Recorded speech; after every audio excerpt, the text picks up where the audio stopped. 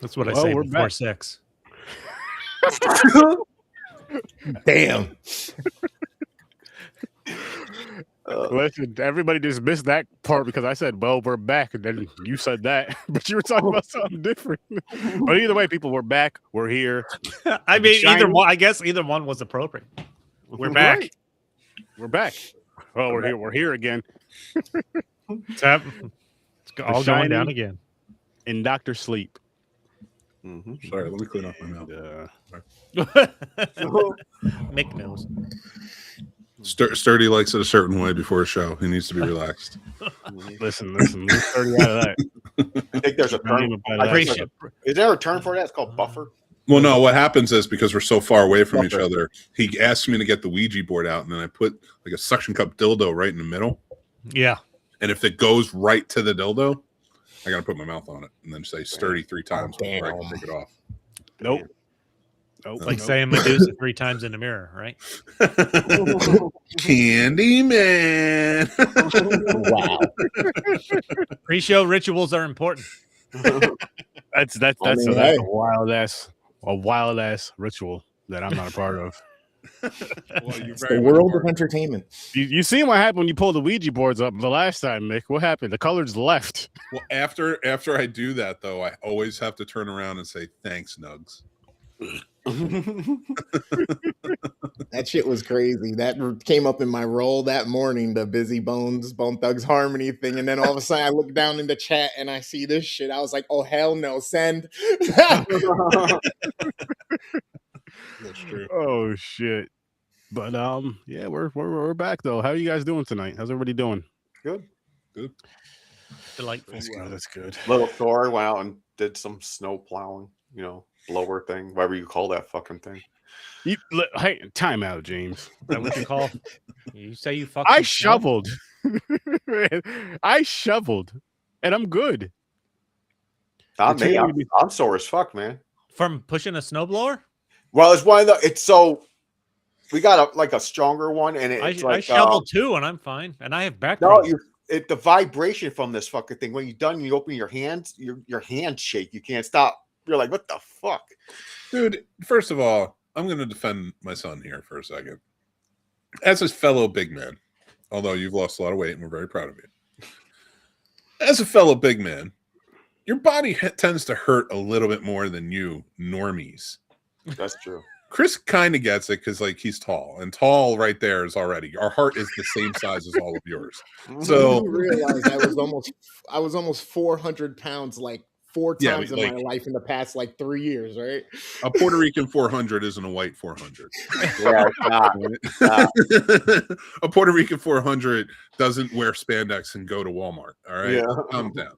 All right, a Puerto Rican 400 is going to get some work done. A white 400 is maybe going to get like no work done because their fucking refrigerator thighs hurt or something.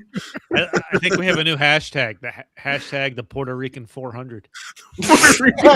Hey, on our show we got a Honduras too. Now we got the Puerto Rican 400. So there we go. Is what it is. Holy shit! So fat white guys, we're trying. We're trying to keep up. Yeah, I don't want to hear it. Give us a little break. I don't want to hear it. Listen, I'm sick and I can't breathe.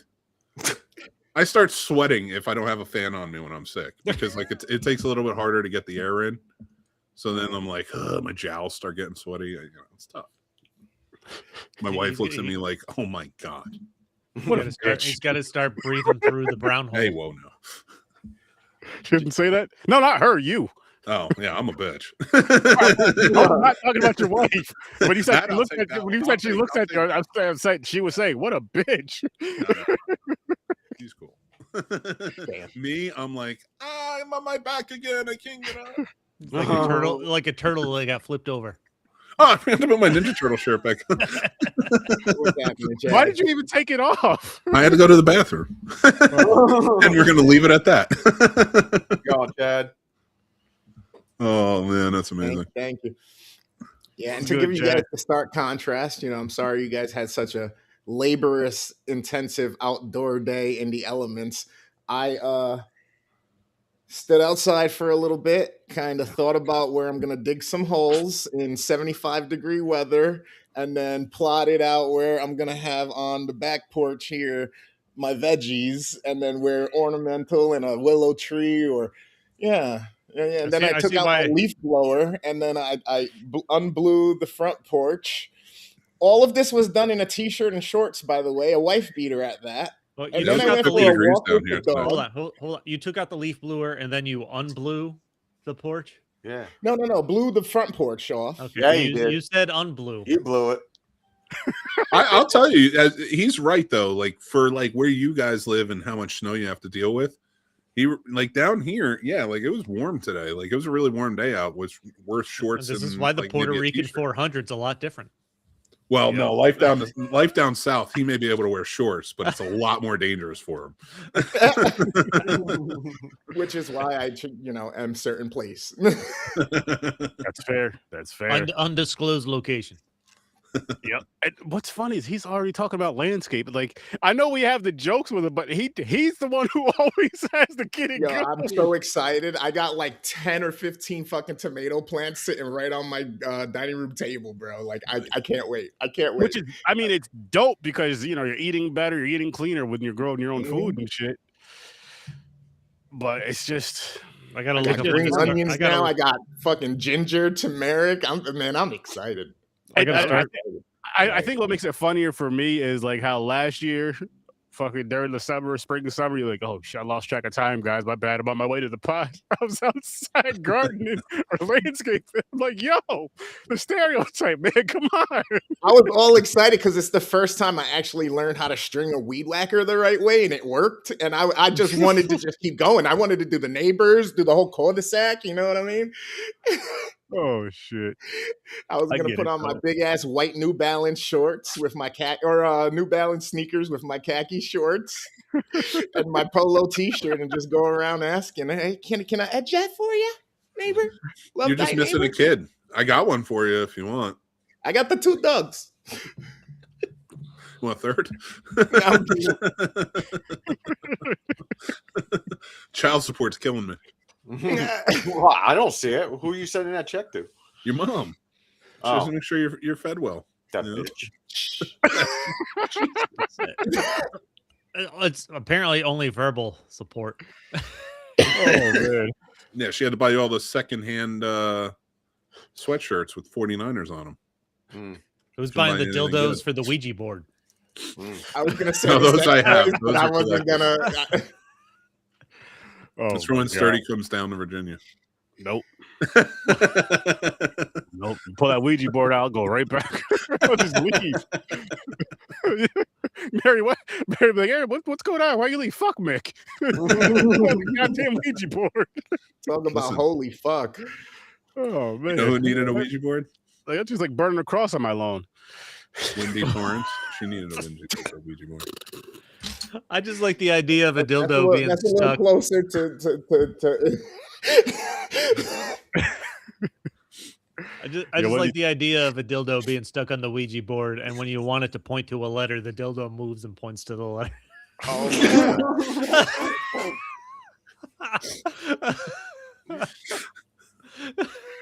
Oh my gosh. Oh shit. So The Shining.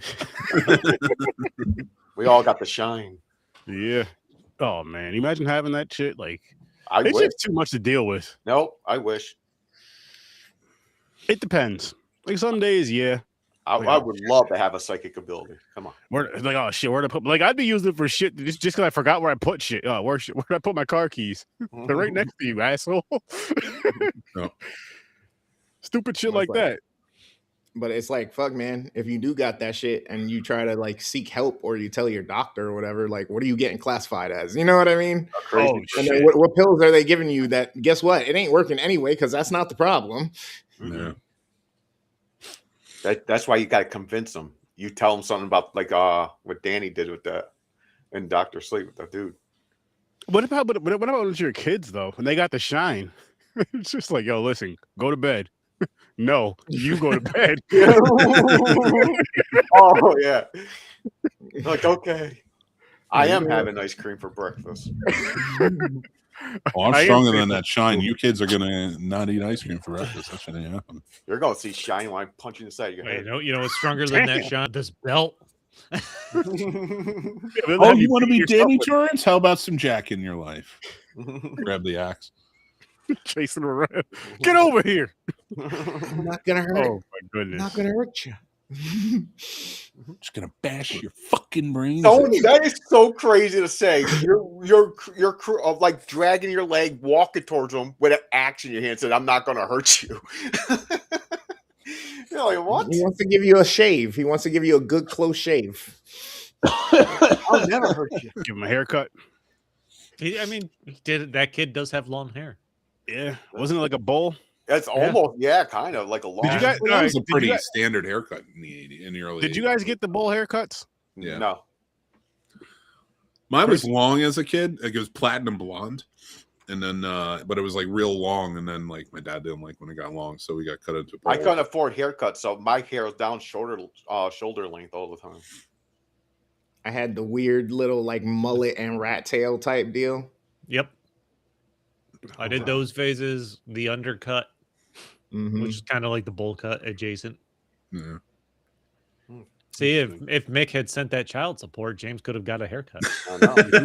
I would have gotten the mullet with the rat tail. What about the frosted tips and all that? And then we'll get into the shiny. All right, I did do that. Shut up. I did that. Talk Yeah. about it. I did Late that. 90s. Something early along that. 2000s, yeah. Like the bleaching and like the colors and stuff like that. Yes, I dyed my did do hair that. black with blue tips. I've Yeah, done. I did.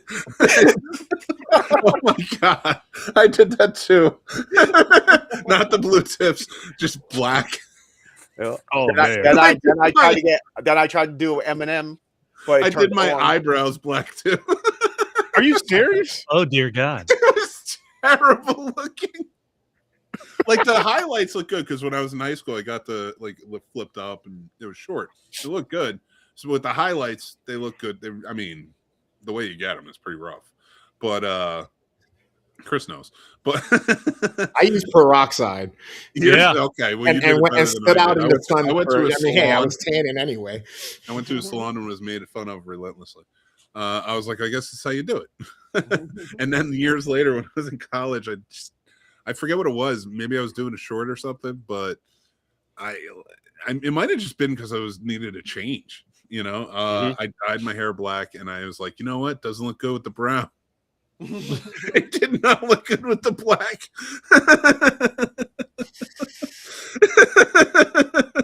It looks like Groucho Marx. I didn't have a beard back then either. One summer, I was the original Takashi 6ix9ine, except it wasn't just my hair because we caught wind of an idea of using like Kool-Aid or Jello to dye your hair colors. I had heard that too. Yeah. What happens after a while is it'll start to fade, but if you're also really hot and sweaty, it also drips out. So of course you're running around, and next thing you know, it's just Skittle juice all over. You know what I mean? Oh. It's like Rudy Giuliani. Sorry, I don't mean to keep taking myself out, but I got to blow my nose sometimes because I'm sick. Oh, you're fine. You're fine.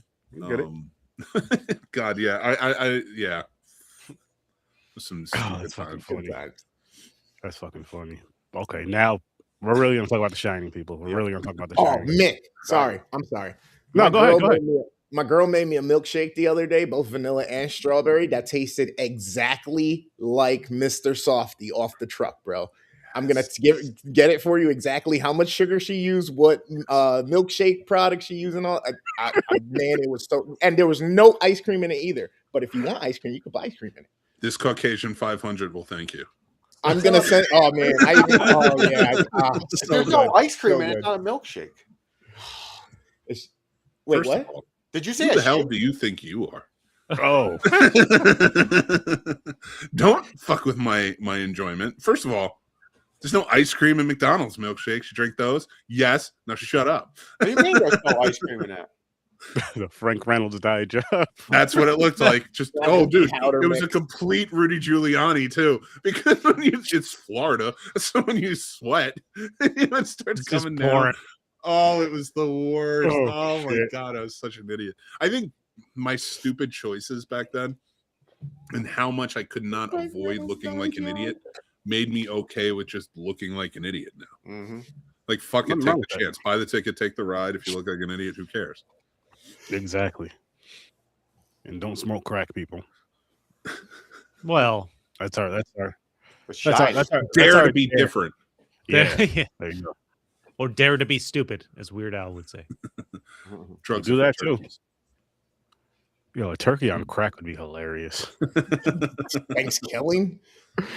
That wasn't crack. That was something different. Well, they were on crack writing that. Yeah. No, they were on something else. I don't think it was crack. Oh, it was crack. Luckily, Harold and Kumar gave us the baby, so Oh shit. Oh shit. Oh shit. for science. It's true. So, The Shining. Mm-hmm. Let's kick it off. You got your rating, James? Yeah, What is it? 6.5. Stories? Yeah, I'm gonna go 7. Gamer? 9.5. Nice. Mick? 10. Masterpiece film. Nice. So, I do feel like this movie is slightly overrated, but I also feel like it is an awesome, excellent movie. I give it a 9. Nice. I'm Yeah, there with man. the overrated but iconic somehow. Still, it's a weird mix for me as I go back and rewatch this. Same here. No, it's really good, but I wasn't excited about it when I first seen it the first few times. Mhm. So I'm like, it's still good. But then I watched the second one and it just made it like, what the fuck? Yeah. Well, if I could ask you guys too about that too. Like for me, I've watched this ever since I think I was 8 or 9. Yeah. Right. And It came out in 1980. yeah, when I was a kid. So yeah, that it would be on TV around 8 or 9 because I was probably around 1989, 90. And so going through when I was a kid, the scary parts, the horror parts scared me. I always felt dread from this movie, but I never really understood why. And then as I got older, it was weird. It became less scary the more I got into horror movies, things like that. But I always respected it as somebody who loves filmmaking, but it became less scary for me until I hit like my mid-20s. And, having to deal with, alcoholism, having to deal with family abuse, having to deal with other abuses, things like that. This movie terrifies me now. I watch this and I see all the nuance. And I've read the book, and the book deals with a lot of similar themes in different ways. It was the book is much more personal when you read it, and especially when we watch the remake, which is more based on the book. I definitely get why Stephen King hated this movie. But I definitely think he's wrong in saying it's not good. It's just a different interpretation of his book. And as I'm older, being like 43 going on 44 and watching this, and I'm like, wow, everything is there. All of the themes are there. He nails it. There's not one wasted space. And because I'm doing such a deep dive for a podcast episode coming up on Stanley Kubrick, I think I understand why his movies are so long and drawn out now, especially certain scenes. But I'll get to that as we kind of talk. But yeah, to me, this is a masterpiece film. And as I get older, I see more and more out of it that it's just like drives me. So I want to ask you guys, did you watch this a lot growing up? And if you over and over or whatever, and has it become scarier for you as you've gotten older? See, that's what I was saying, because when I was watching it when I was younger, I seen this movie probably like fucking 15 times or something. But when I was younger, when I first seen this, I didn't understand. Like, I was like, is this what's going on here? It's like mainly about the father like going psycho. So I thought it was about crazy people. But then when you start seeing the fucking like that bathtub lady. Oh yeah. The bush and all. Yeah, it's fucking. I'm like, I remember it being creepy, and I was like, because I used to watch the shit in the dark. So I'm like, so I had to go to the bathroom. I'm like, fuck. But when I got older, like you said, Mick, it got less scary, but it's still a good movie. It's just, I don't know. I think I just it got scarier for me. Oh, I it think didn't that get left. scary for me. No, not at Were all. you concerned you'd be attacked by a bush when you went? No, to I the was bathroom? concerned that I would turn into Jack. Oh, I never No, thought no. Because that way. here's the thing, like as you go on and you're watching this movie, and as I got older, especially this last one, I've No one laughed never at my not joke. watched this movie. I have had to watch this movie maybe 30 times in my life. Like literally, whenever it was on, like I've seen us on the big screen like 3 or 4 times, you know, because it's one that always resonates with me, and I love Kubrick. But this, for me, I always find something new as I watch it. I don't always do that with Kubrick films. I should look a little deeper, but this movie, I always find something different. And one of the things I found in this one is, I don't think I ever realized how much Jack hates his family. He does. Like, goes out in front. Like, I always thought that was something the ghosts were propelling him to do. Because in the book, he is a loving, caring father who has, you know, this addiction that's causing him to become somebody different. And they're trying to pull these two people apart. You know, these two versions of the same person apart, the ghosts and what he's trying to say. This, he legitimately does not want to be around his family. He doesn't do any of the work he was hired to do. He is useless as a human being. He can't write. He can't do the jobs. He can't hold a job. He can't not drink. Like, he is a loser of a human being. So, like, for me to see Jack Nicholson and always think Jack Nicholson's bringing this powerhouse performance, and he's always been like, not man's man, but like very much a confident man in every scenario. And going back and really watching this over the last few years, especially since Dr. Sleep and how that kind of played into it, and reading that book and how that was a little different too, but played into it. Honestly, from the beginning, I can't believe how much they tell you Jack is a pathetic loser. And it's just, they play it so well because they never actually come out and say it. They just show you the entire time, and that's just genius. True. Yeah, and they use his comedy and stuff like that, his backhand or the undersided or the passive aggressive comedy and jokes, because there's a lot of comedic stuff to this, and he kind of plays coy, I guess, is the thing, because he's just playing his role. You know what I mean? He's just playing his part. But I think that's where they try to hide it, is in where he's being comedic, but it's more passive aggressive, actually. Oh, yeah, for sure. And which is a very real thing, especially if you're trying to come off like you're a good person.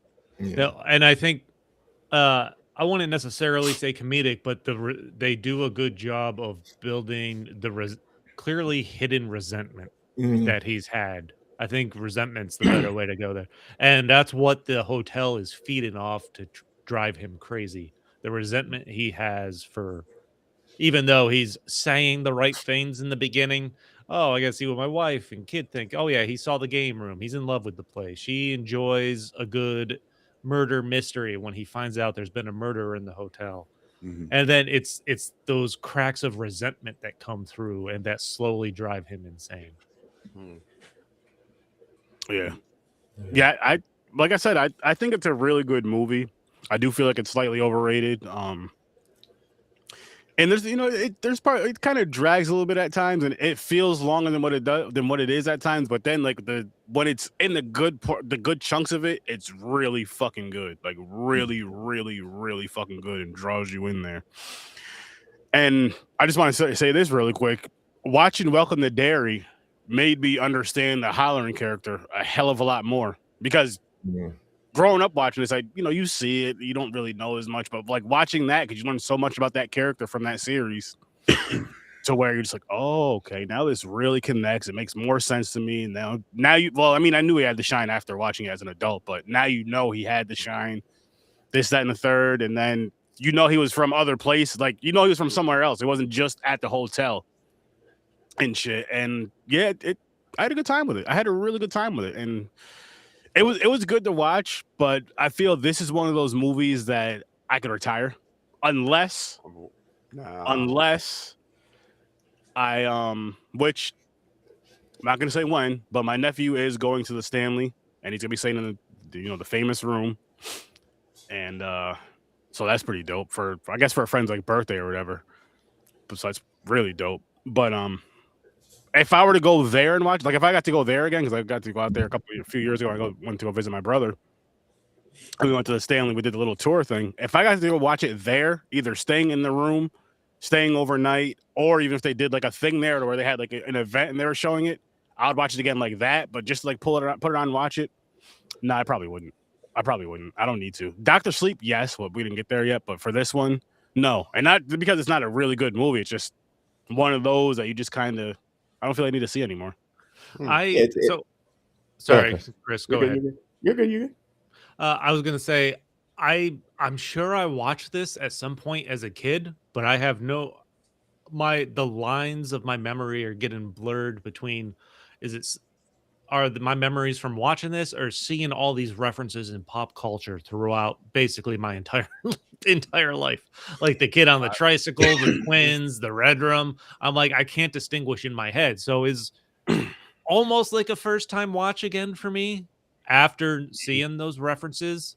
So I feel like I might be coming at this with a different perspective, and it's good. I really enjoy the way they slowly drive Jack Nicholson crazy, but I don't like Jack Nicholson in this. I don't know. There's something about Jack Nicholson himself that I just feel it feels out of place for me. It seems like there could have been a better actor or something at the time for me. You know, it's funny you say that because Jack Nicholson is my favorite actor. I love Jack Nicholson, and you know, so him being in this, I always was like, why would you pick this guy? Like early on, I'm like, he doesn't seem like, not that I saw, but like I was like, he does seem like an abusive father, so that's why I thought they picked him, because like he's not very attached to his kids, and this was growing up. Now watching it this last time, being like, oh no, he had no affection for either of them.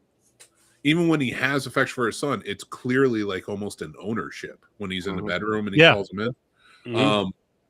Which is everything they hit on is real, like abusive parents are like this. They do. But I feel like that's also a product of the time too. You're talking 1980s, 70s. It's probably more common then than it is now, ideally. But yeah. But I would say these are still things that exist. Oh yeah, like traits that exist within. Of course. Within them. But with this movie, what I really liked about Nicholson is discovering now that he is more and more pathetic. Like he is, again, he's not doing any of the work. Wendy does all the work in the hotel. You know, he's supposed to be writing. He writes nothing. He can't hold a job, as they've stated all these different jobs that he had. And like, he always like, it's some sort of fit or fight or drinking on the job or something that gets him fired. He's pathetic. And that is not something we knew, especially up to the point of this movie, Jack Nicholson to be in a movie. And it makes more sense that like when you watch him, he is like sort of, he's not even comedic. Again, I protest against that word. I would say it's more, he's very animated or cartoonish. Yeah. And why is he very animated and cartoonish? Because like as somebody who is, you know, the product of abuse, which he probably was, and also an abuser, when they lash out, if they're trying to change how they act, and I've seen this firsthand, if they're trying to change how they act, they'll become more animated or like maybe say something that's like a little off the wall, like a quote or something like that, just to be like, I need to like bring myself out of getting so mad. You know what I mean? And I took that more and more as I was watching it. Like when he does the "Here's Johnny," he's finally lost it to the point where, like, again, he has no real identity. He's not a good person. He never is. His only identity is being an abusive asshole. So by the time you get to that point, it definitely makes sense that a low IQ guy would quote TV shows that you see, or popular TV shows, or movies, or you know, other things like that. And the way he's acting, or if he's freaking out, I just want to bash your brain, you know, like stuff like that. Like it's like this passive aggressive way to try and not lose your mind, even though you're losing it, because you're moving towards the violence. And now, I don't know what it's called. I'm not a doctor or anything. Excuse me. But watching this, I got to push back on you too, Sturdy. I really think this is a movie. The reason I put it on Masterpiece, like with The Godfather and things like that, is because you can go back to this every time and find something new. Every time. And this was a testament to that, because I found so many new things.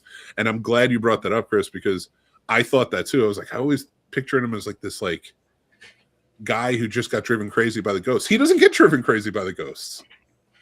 He doesn't. Like the ghosts, they push him, but he's already on board. Yeah. By the time he gets there. No, that's what this house is doing. It's feeding on the resentment, this hidden resentment, whether he didn't want to acknowledge it or he was just trying to bury it from the drinking and things like that. When he was drinking and hurt Danny and then stopped drinking, but did that cause more resentment that he had to stop drinking? Probably. And oh yeah, of course, and like the resentment's there, of course, but I mean, like going in though. Like watching it from the beginning, even when he's trying to get a job, I'm like, this dude's gonna kill his family. Like, it doesn't even need go. Or like, what? The brown pants and everything he was wearing. Yeah. I was like, this. I think I said it in the chat. I was like, yo, he looks like he beats his wife, but with a telephone. Yeah, yeah. He has the look of somebody that's. And I think that honestly, it scares me even more because he looks like somebody who's such an abusive asshole, they can't hide it. Because a lot of times you find people who do. Mm-hmm. But I actually kind of like that they chose somebody that's like, even the way they dress him, the way he looks, the way he acts, the whole thing. He understood going in what this was. Of course, Kubrick does. He understands everything. But Nicholson going in definitely understood, like, I have to be that guy who's not suave enough. I'm not high class like these other people, as ghosts and stuff like this. You are just a caretaker, and I'm not putting him down for that, but like he cannot hide who he is, even though he desperately wants to pretend to be something else. And the resentment was definitely there before he even got there. Oh, 1,000%. I want to say too, which I do agree with you, Chad, about the score in this movie and how intense it gets for the scene. That they did a really good job with that.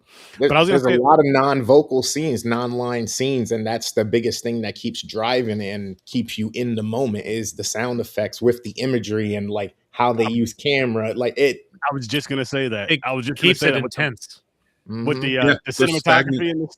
The cinematography in this movie, like the atmospheric feels of this movie, they did a fucking phenomenal job in this. The stagnant shots all have meaning, and one of the things I'm like researching more with Kubrick is like he seems to have a big, he seems to always have a take on high society and the rich class. Like we see it in a lot of his movies, and I'm starting to find like because I'm watching right now, I'm watching Eyes Wide Shut, but I've seen everything. His scenes with like sort of high society, or like they're dealing with parties at high society, like they do in this movie with a few things, or you could definitely tell like the hotel is a fancy high society hotel. Mm-hmm. They're all boring. Mm-hmm. Every scene, but on purpose. Like every scene, like there's nothing interesting that these people are doing until we see them doing something they're not supposed to be doing. Mm-hmm. Yeah. You know, and the beauty of that is he also was really good about taking, middle class or below or impoverished people, like people who are just like everyday workers and stuff. Like, let's take the tourists, for instance, taking them and showing them, like, there's always a desperation there. Like there's never anything not interesting about what's going on with them. Mm-hmm. Because we're always dealing with something. We don't have high society. We don't have the ability to be bored. So I'm starting to see like he, basically the way he dresses up, anybody who's rich you're basically a boring asshole. Mm-hmm. And that's all Jack wanted, I guess. Who's got some skeletons. Yeah. And they're very sexually depraved, as we can tell, between the guy in the tuxedo and the dog mask and everything else. That was so I forgot about that, yeah. Oh yeah. People don't realize the importance of that scene. There's some furry action in this. That's right. That's true. But like there's a lot of his movies that call out high society for sexual depravity, but Lolita, he was the one that adapted it first.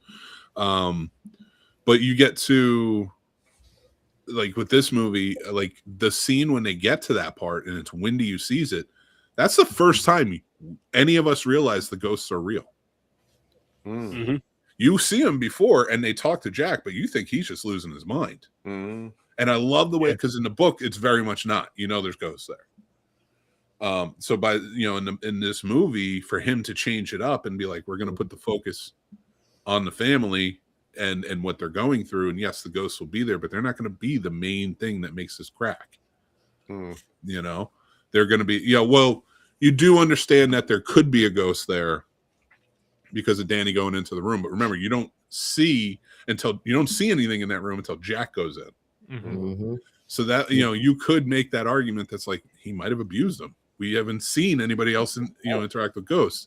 So when she finally sees that, you're like, oh, this place is haunted as fuck. Shit, and she realizes it too, like, my kid hasn't been lying. Is this happening to my husband? I still got to save my kid and me from my husband. Like there's so much going on in that moment. And it's just this crazy situation. True. Yep.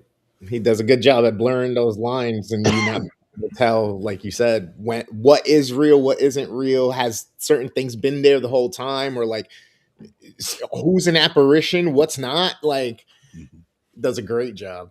Yeah. I enjoyed too, like when the shine was, I guess, just for better, like saying it or whatever, when the shine started taking over Danny, when he was talking as Tony, voice change and kind of talking with his finger a lot more and all that. I was like, that impressed me a lot. That impressed me a lot, just as a kid doing that, as the acting of that. But then the way they were just telling the story in those moments, I'm like, holy shit, this is. No, that was I think that was an awesome evolution between Danny having an imaginary friend who turned out to Tony, to be in the shine, to where the point he's so scared that the shine or Tony is what's talking to his mom at one point. And like he's gone. He's been so scared he's retreated into himself. Yeah, and shit. And oh, sorry, go ahead. Well, the ghosts are coming for him. Yeah. They want him to be a part of it because he's got this power. Yeah. Like Jack was just the vessel to try and get them dead. Yeah. Like they were just trying to didn't they say Jack had the shine too?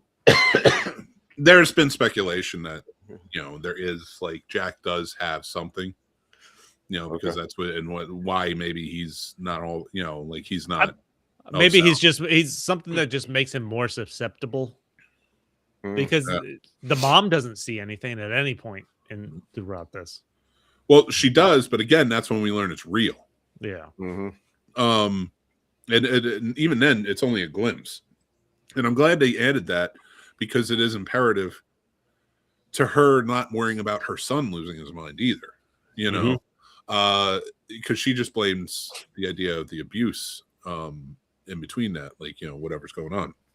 I will say, like going to like with Danny and like how he's reacting and how like everything is sort of like he's being played off. Like in the books, again, I'm only adding it because I know we're going to talk about it more after next week. And I've only seen the miniseries once, so like I remember it's a lot more like the book. So I don't remember how much they added in, but in the books, Tony only comes out in dreams, I believe.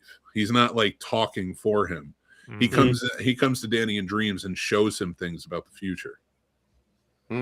So if I remember correctly, I don't remember every interaction with Tony. So the movie changing that, and I think for what the theme and understanding what Kubrick was going for now, I think it makes sense that this kid's going to talk and Tony's going to be a different personality rather than do the dream sequences, is because you're always questioning if the Shining's real too. Yes, when he meets with Dick Halloran, you understand that they can talk, but you're kind of like, well, we know Dick Halloran is Dick Halloran talking to him, and he just has a little bit of the shine. You're not getting the full effect of how powerful Danny is. Yeah, because they don't play that up either. But I'm glad they did it in sort of this way that makes you question at all times, and then pays off in the end. And then speaking of, are you talking about how the shine came, or how Tony came to him in his dreams and telling him about the future? How they flipped it in the movie. Shit, when him and his mother, I believe they're sitting in their old house, and he's talking as Tony. He's like, he's gonna get the job. He's gonna call you in a minute and let you know that he's gonna get the job for the hotel. And sure enough, we have right at the beginning. Yeah, you see the scene with him at the whole talking to the people or wherever, gets the job, and then he calls his wife and lets her know like a minute after he's saying this stuff. And I was just like, wow. But she's the conduit between that of making us think whether this is real or not, because maybe conduit's not the right word, but for us, she's sort of like our representation in this movie.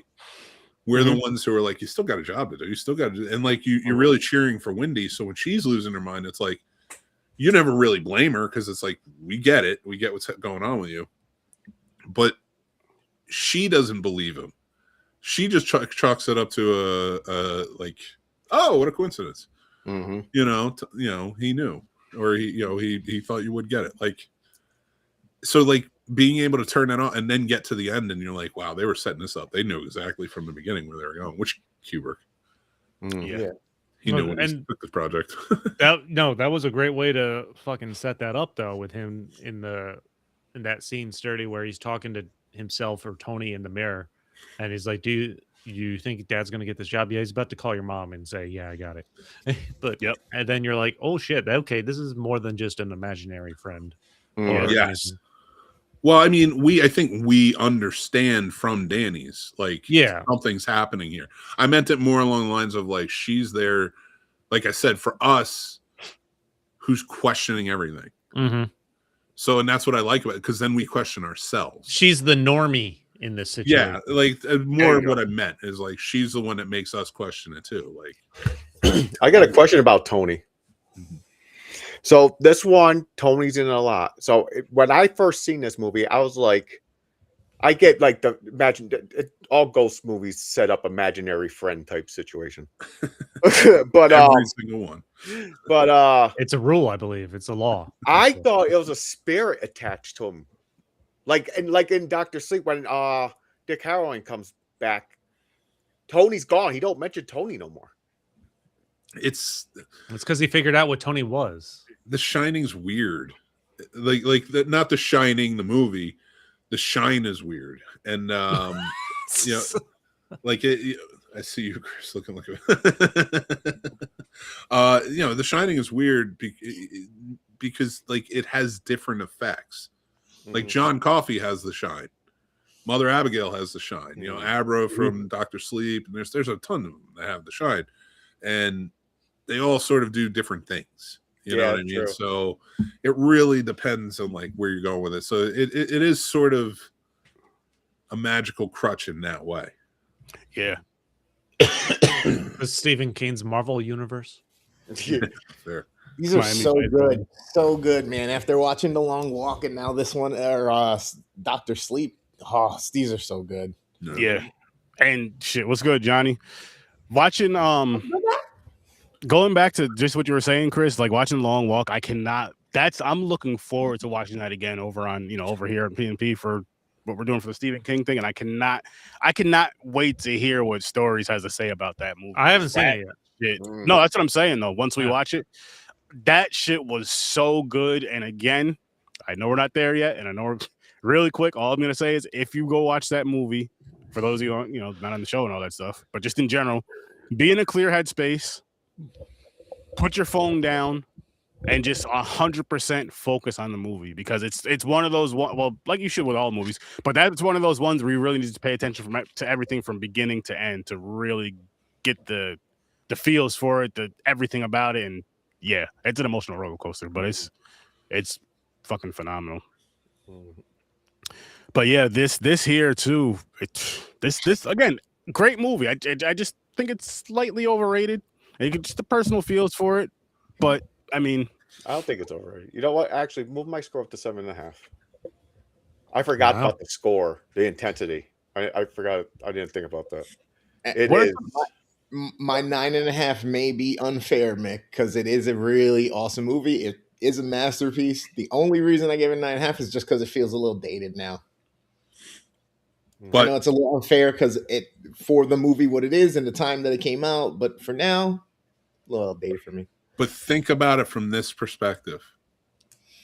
And I see what you're saying as being dated. But what makes it dated compared to a product of its time? Like when you go back and you watch Dr. Sleep, which is trying to recreate, that feels and Dr. Sleep is great. We'll get to that in a second, but like it doesn't feel as genuine when they get there. Like this movie does. Like even like I'm a little apprehensive about watching the remake because it's like this. And again, maybe I'm just a Kubrick defender or whatnot. But like because he so meticulously planned everything about this feels still like watching it like it takes place in 1980. I don't know how to say it, but like it still feels contemporary to that time. Like it feels real to that time. You know what I mean? Like, so when I watch this and I'm like, it's a 1980 movie. When I watch Stranger Things, they get a lot wrong about 1980 or the 1980s. Like this movie doesn't. Like this movie is a product of what it like.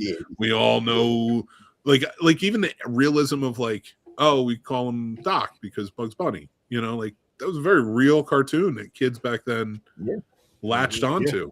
You know, it's actually a little weirder to me now that they're not as big as they were when we were kids.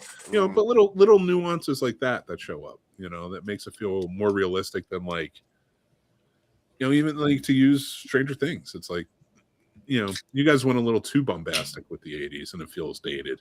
You know, that's just my only argument for it. But I see what you're saying. What was some of your guys' favorite scenes in the film? Like for me, I'll say the "Come Play with Me" with the twins with Danny, the elevator blood scene, just fucking iconic for me. And of course, the tension when Jack is, you know, hitting the door with the axe and pops his head in the door. Here's Johnny, and like the fear on Wendy's face, and that tension right there was just like, Wendy is what makes that scene. Yeah, sure. yeah. Like because honestly, without her looking scared or being as afraid as she was in that scene's funny. Like him popping his head in the, hey, here's like that scene's funny without the seriousness. I'm not saying him chasing the act, you know what I mean? But without her end of it, if you don't see her at all and he just says that, but you don't see her and her facial expressions, that scene's funny to me. Like to me, that scene's fucking hilarious. But it plays to what I was saying too about like using a passive aggressive approach. Abusers are going to be almost comical. Again, I would say animated or cartoonish, but like let's go with the comedy side of it. Almost comical in that instance because they don't want to be threatening even when they're threatening. They don't want to be known as abusers even when they're abusing. Yeah. You know, so like when those little things pop up and it's like he's being super scary and threatening, but he thinks he's being a nice guy, that's so unsettling. And I think Nicholson pulls it off really well. But what were some of you guys' favorite scenes? That scene real quick with Wendy, with the like you saying that whole scene, like she made it. The only part she did annoy me, she has like an ugly cry. Like I look at him like Jesus Christ, just shut the hell that up. That poor woman had to do 150 some takes. I get it. But I was just listening to her scream and shit. Yeah, she went through hell. I'm sorry. How scared would you like her to be when her husband was chasing her with an so axe? Scared you can't talk like Danny. Why? But she had to protect her, Danny. Like it's like Mama Bear instincts kicking in, but you're still scared as shit. And you could have fit out that window, by the way. Hey Mick, do you think that's one of the top? Yeah, she didn't try hard enough. Queen scream moments ever? I think it's one of the best Scream Queen moments ever. Yeah, for sure. Like it's an iconic moment in horror history for sure. I mean, all the usuals are great scenes. They're great scenes, like everything you mentioned. I mean, everything he shot was symmetrical, perfect, worked. Just to name something else besides a horror scene in this, when he's playing wall ball on the indigenous art, it's supposed to be an FU because this whole movie is talking about how like this is what insignificant white men do, right? They take they pick on marginalized groups. So that was funny to me. But also when he's slowly like kind of like deteriorating and he's staring out the window and they're in the maze. Yeah. And then it cuts to him looking at the maze model. Yeah. It's just a really cool transition. That was a great transition. Again, I'm gonna say I'm coming at this as, from what I can remember, a first time full all the way through watch. Because again, the memories blur, the pop culture memories blur between watching the movie as a kid and the iconic scenes that have shown up everywhere else. Him on the tricycle and the camera behind him. That's an iconic thing you've seen in stuff. You've seen the twins, you've seen the Red Room. But if I'm thinking story wise, really propelling this movie, his conversations with the bartender are something that pulled me deeper into the inner workings of the character Jack Nicholson is playing it here and slowly going insane, and the house interacting with him to help Mhm. drive him there. Yeah. Yeah, I but love even the ghosts are fake. Yeah. Yeah. You know, like it's what's his name, Delbert Grady, but his name was Mhm. something else earlier in the movie. The old caretaker, he thought. Yeah. Well, no. But the Grady caretaker, I can't remember what his name was in the beginning when he first tells the story. Charles Grady, I think. When he tells the story about how he killed his wife and kids. Yeah. And then later when he meets him, he's Delbert Grady. So even then it's like it's trying to fuck with you. Yeah. Like even the ghosts, like I don't even think of them as the ghosts are the threat. I think it's the house using the projection of past dead people to help it, get what it wants. Yeah.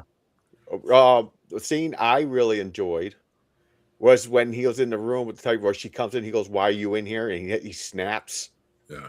It just that's another, like you mentioned, Mick. It shows he has resentment. He is an asshole. I think he that's don't the like his first family. major scene where he goes off on his wife, right? Yeah, He crazy. comes in, She like looked at he him goes like, in. "What the fuck?" But I'm they, like, but this they happened set it up before? perfectly. Watch his face whenever he's looking at them. Oh yeah. Before that lead up, it is pure hatred. When they're driving in the car and he's trying to be a pleasant dad and he asks him a question, he sneers. Mhm. He's like I said, you can feel that pent up resentment. Yeah. Yeah, and she's still so sweet and so kind to him. Mm-hmm. You know? Yeah, a loving wife. Yeah. Yeah. Even when he typed, it was like something doughboy can't have fun or something. All work and no play makes Jack a dull boy. Wow. Yeah. James almost nailed it right there with Doughboy. Yeah, I got it. Fun. My Doughboy, how long were you locked up? Wrong Yeah, movie. Wrong movie. Shit. But yeah, I love this movie. Yeah. You know, another part I really enjoyed was the maze chase, and what they did with the cameras with the maze chase. Because when they had the cameras following Danny, it almost felt like you were chasing him, and then when it was looking back at Jack, it was like a whole nother feel for it. And It's a 180 break. What's that? You said a 180 break? Yeah. So in filmmaking, breaking the 180 is the so basically a 180 is like this imaginary line. We're all in a 180 right now. Mm-hmm. If the cameras were all to jump and look behind us, that's a break in the 180. You mean you're going a full 360 when you're not supposed to cross the 180 plane. And now but if you do it effectively, and a good filmmaker, and Kubrick did it in almost all of his movies to perfect effect. I think Full Metal Jacket has the best effect, but it's to jar you. It's to make you realize there is a big change here in what we're seeing. It's to make you feel the moment.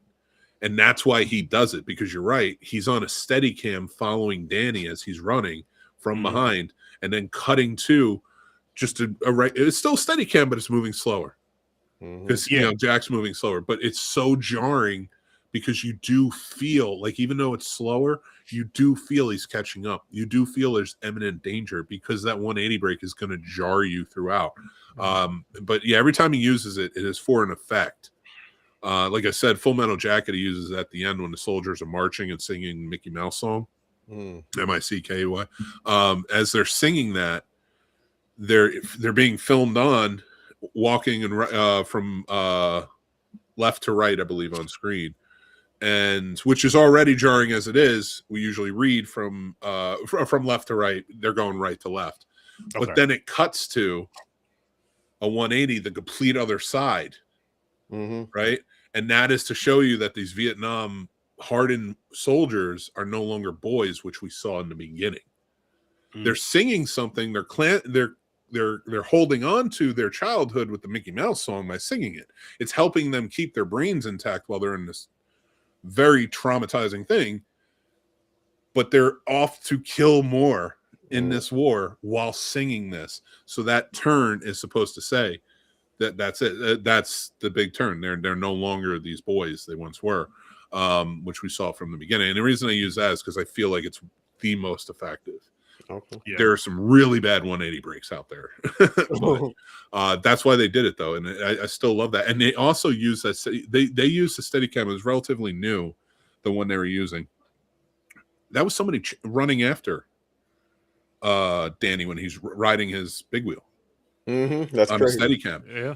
Another one, picture perfect, and Yep. it would cut back and forth. Yep. Right? I'm telling you, all we need is Bobby's word playing while he's riding his tricycle through that hallway and shit. I will say the one scene I was waiting for that I'm not gonna say I was disappointed by, but happened quicker, was in like a flash than I thought, was Jack Nicholson frozen outside in the maze there. I'm And like, Danny it's didn't. yeah, it's well, he clearly stops and sits down because he can't fucking run anymore. And then it's just a quick flash of him frozen.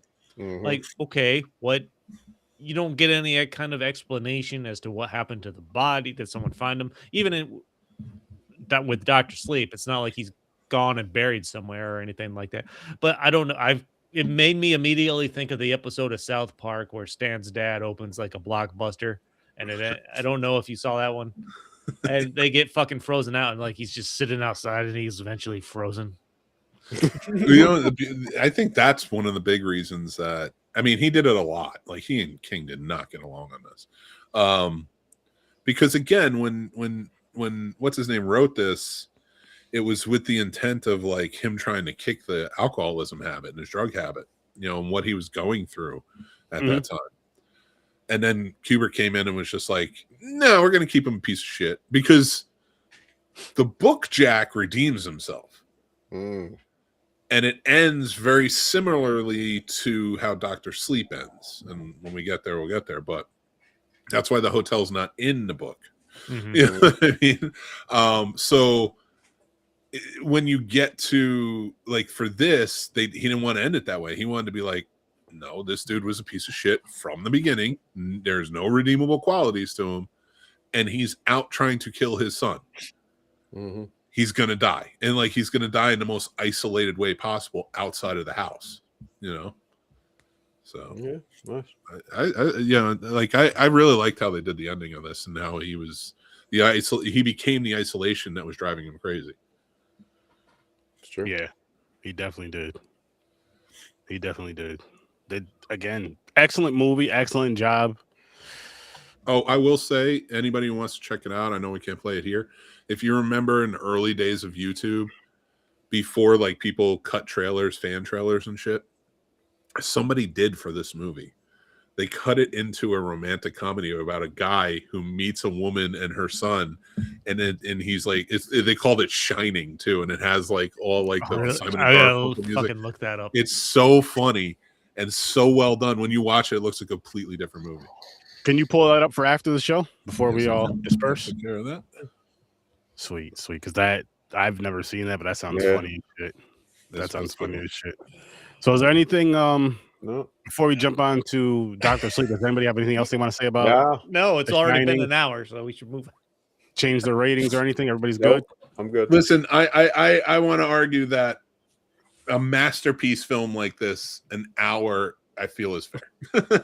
And I'll say 45. The first 10 to 15 15 minutes, we were dicking around there. 15 Yeah, that's minutes. true.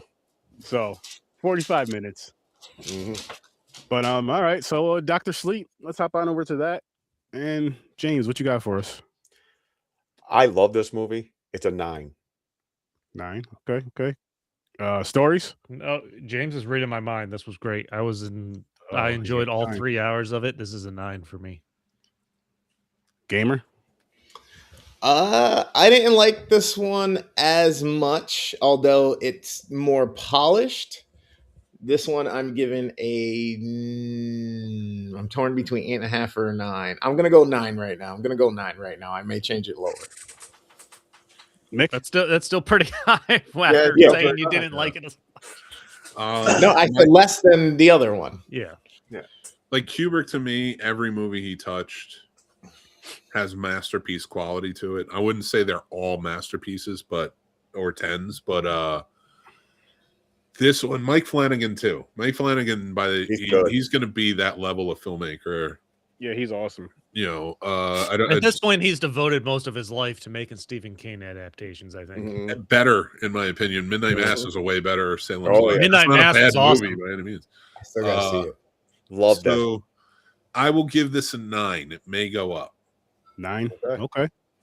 I gave this one a 10. I like this better than The Shining. I could be talked into a 10 by the end of this, probably. And Probably, yeah. And what I love about this movie, and mixing it with The Shining, is how you feel like if you watch. I mean, I watch them back-to-back days, pretty much for the most part. Well, whatever, but you feel like it's just one big story that just connects so freaking well. And for it to be a sequel that came out from the 80s, or the original, the first movie, The Shining, comes out in the 80s. The sequel comes out in 2019. Yep. That gap. There's times where movies are sequels and they come out within let's say as far as like a good 3 to 5 years of each other, if that, and it's just like, what the hell? Why did you even make a sequel? But this was just like they did their work. They did their homework. They did their homework. Before other people chime in, I want to chime in with this sequel thing. I'm looking through trivia for this one in particular. So Stephen King was initially adamant about this film not being a direct sequel, even though Kubrick's movie adaptation of King's novel, which he was very critical of, as we talked about. Well, one of King's stipulations to even making this film was the Overlook Hotel would not be featured. This was a lot of Mike Flanagan convincing Stephen King that this is the way the movie needed to be. Oh, that's like a lot of this was Mike Flanagan, and then getting Stephen King on board, and then it all ended with Stephen King saying everything he ever disliked about Kubrick's version of The Shining was redeemed for him here. Well, you know what? Yeah. King can get over it because, listen, his book is great. Again, the miniseries. I like the miniseries. I haven't seen the miniseries. Yeah, so when we go in, like I liked, and he was more hands-on for that one, which I get. But by that point, shut the fuck up, dude. It's like, shut the fuck up. Like, You don't talk that way is to King. genius. Like, even our lowest grade on this was like a 7. You know, like King, get over it. People love it. He had to make the movie this way. We get why you wrote the book your way. It matches well with the original book, but like nobody was going to see a movie where you're like, no, this one is devoted to the book. It's like, not enough of us saw the fucking miniseries when it came out, dude. We saw the Kubrick. Like, calm down. That's true. I didn't know there was a miniseries for years, to be honest with you. So That's the first time I seen but the version of Shining, I believe. Yeah, what's gonna sell Dr. Sleep better? Here's another Stephen King movie based on one of his books, or hearing this is a sequel to pretty much one of the most iconic pieces of literature or film. And what did he do? I will give it to Mike fucking Flanagan. He married both the book and the movie perfectly. Agreed. Yes, he did. Fucking agreed. Just how it just connects so well. It fills in some gaps. It would answer some questions. I like, and I fucking love how they started off with Danny and Wendy after the fact of all the shit that went down. Yeah. Like I feel like we needed that. I feel like we needed that just to kind of see where they were after all that shit happens, and how Danny mentioned it at one point, how his mother would look at him and then kind of get sad, because she would think of his dad because of his eyes or whatever. He couldn't look him in the eyes. Yes. And I'm just like, wow, that is so freaking, and for him to say it later on in the movie as an adult, but for us to see it when he's a child, you know what I mean? In this movie, when he's a child and all that, you kind of see how that, I was like, oh my gosh, this is. Well, that was almost fucking heart-wrenching, where he's like, he knew his mom couldn't look him in the eyes, so he never used the shine until he used it so that his mom, that's not what she saw. And then she talks about trying to look at her on her deathbed because all he would see are these death flies when he knew somebody was about to die, and he couldn't see her. Yep, he had to look because she was just covered in them for like weeks. And then you get the scene at the end where the hotel's burning down and the flat, and you bring back child Danny and the mom just looking at each other. They can both look at each other. I'm like, fuck, man. Yeah. Oh man, that was so powerful. That was so freaking powerful. Everything about this dude. Oh my god! And this showed Danny's redemption. To show how bad he got, especially with the kid, leaving the kid there. Yeah, Like, man. that's a hard thing. I wish they kind of played on his guilt a little bit more on that. They did gloss over that a little bit, I feel like, where he leaves that girl and the baby, and clearly they died. Yeah. Because that's what he's seeing. Yeah, haunt him a little bit more, like really make up for it. And like, listen, the fact that he wasn't there for a kid who needed him. Yeah. Yeah. Really needed him. Really needed him. But I do like his redemption as far as like, because he was almost turning into his, maybe not the abusive part, but as far as like the alcoholic part, he was definitely turning into his father in that sense. And how he meets I forgot the guy's name, but he meets Billy. Yeah. Billy. He meets Billy, starts going to AA and all that, gets his act cleaned up, and then just to jump ahead real quick with the whole ghost thing again, when he has to go back to the hotel and they're trying to get him to drink, and he just smacks the glass, or no, I think the ghost smacks the glass away because he didn't want it either way. But like how he just kept fighting that and fighting that and fighting that. I'm like, that was real powerful and real dope. And it was necessary for the movie because of what he had to do throughout this film, and especially around those parts or that part. Yeah, it was the same thing the ghost trying to do what he did to his father. But The it's bartender. showing Danny that he's not his father, which was always his biggest fear. Yeah.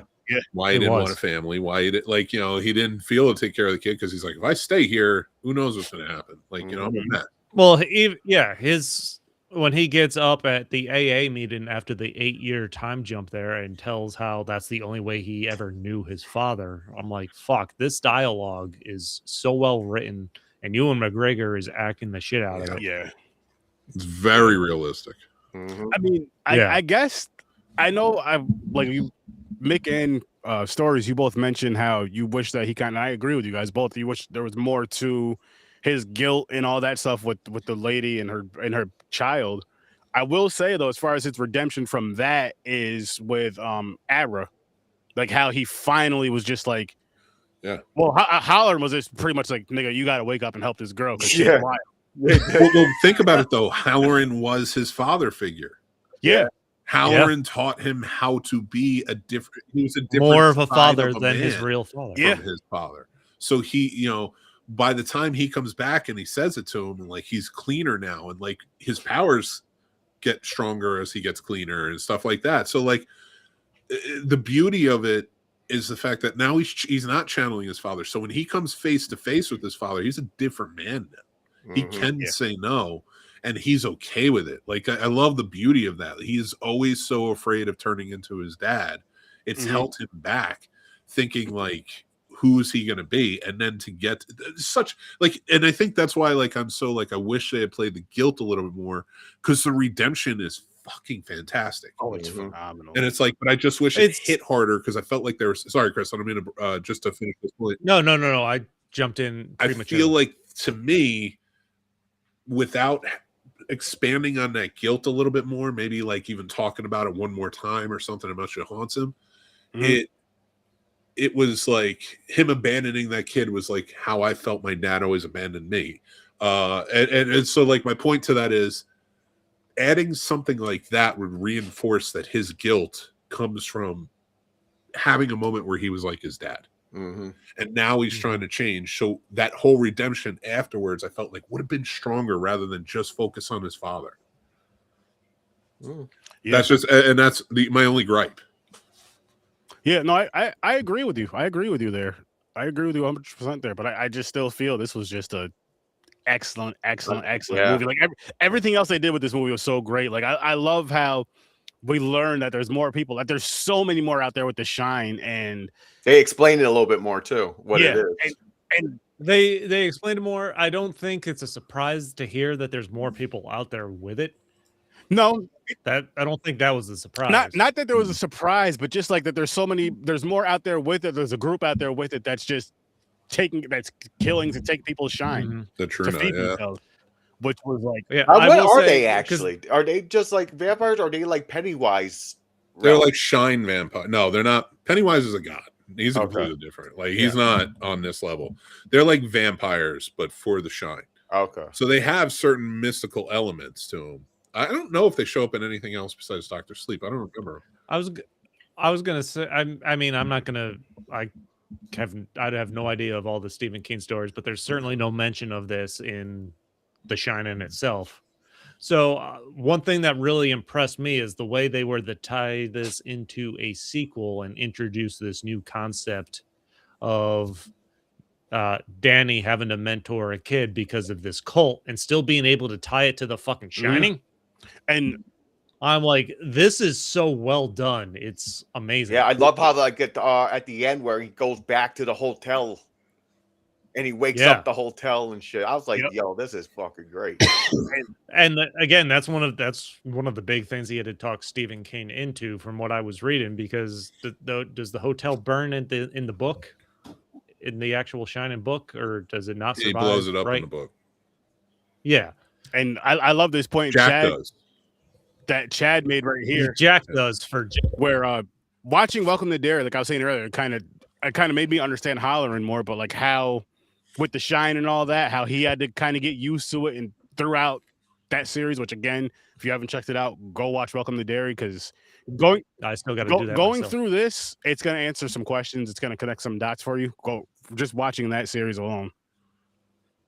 No, but you're introduced. Not only are you making a sequel to one of the most iconic stories basically ever in print or on film, you're adding in a complete new element to propel that sequel, to make that the focus, where you're introducing this cult. How do you make people care about this cult and just the damage they're doing? They're kidnapping kids, they're killing them, stealing their essence, but making it work in stories.